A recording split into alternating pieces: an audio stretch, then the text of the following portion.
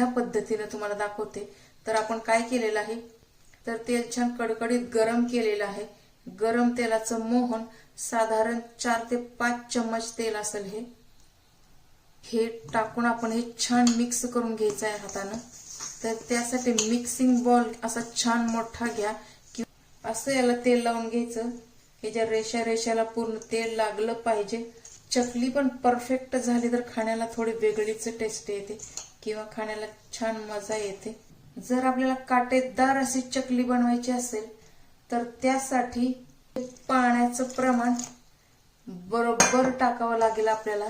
तर हे पाणी पण गरम आहे, थोडं थोडं पाणी टाकून हे पीठ आपण छान मळून घेऊया। बाकी साहित्य यामध्ये काही ऍड करण्याची आवश्यकता नाही।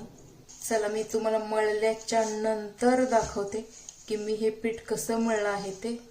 चला 10 ते 15 मिनिट झालं असेल, आता आपण चकली करून घेऊया। यासाठी आपल्याला काय करायचं, असा जो साचा असतो सर्वात आधी आपण छान तेल लावून घ्यायचं। एक चकलीच्या साच्याला थोडंसं पीठ घेऊन यामध्ये हे पीठ आपण भरायचं। त्यानंतर हा साचा पॅक करून घ्यायचा। काय करायचं, एका प्लेटमध्ये चकली तुम्ही किती मोठी करणार आहात, शेवटचा जो पार्ट असतो तो असा याला चिकटवून घ्यायचा। किती छान काटेदार चकली आलेली आहे, तुम्ही बघू शकता। तर ही ट्रिक होती काटेवाली चकली करण्यासाठी। सहजरित्या आपण असं उचलू पण शकता याला।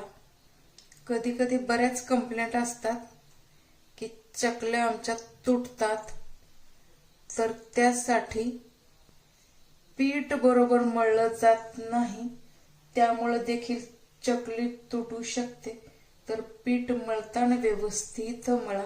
किती जरी मोठी केली तर आपली चकली नाही तुटणार, कारण आपण पीठ खूप छान प्रकारे मळलं आहे। मुलांचा आवडता पदार्थ म्हणजे चकली आणि चिवडा।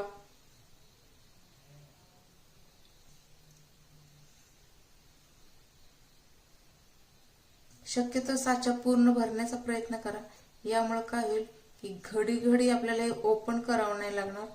कमीत कमी एवढा तरी भरावा। दिवाळी स्पेशलचे मी 3 व्हिडिओ टाकलेले आहेत, ते तुम्हाला नक्की आवडतील।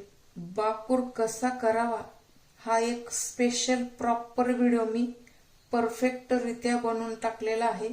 त्या व्हिडिओमुळे तुम्हाला खूप काही मदत होईल बनवण्यासाठी।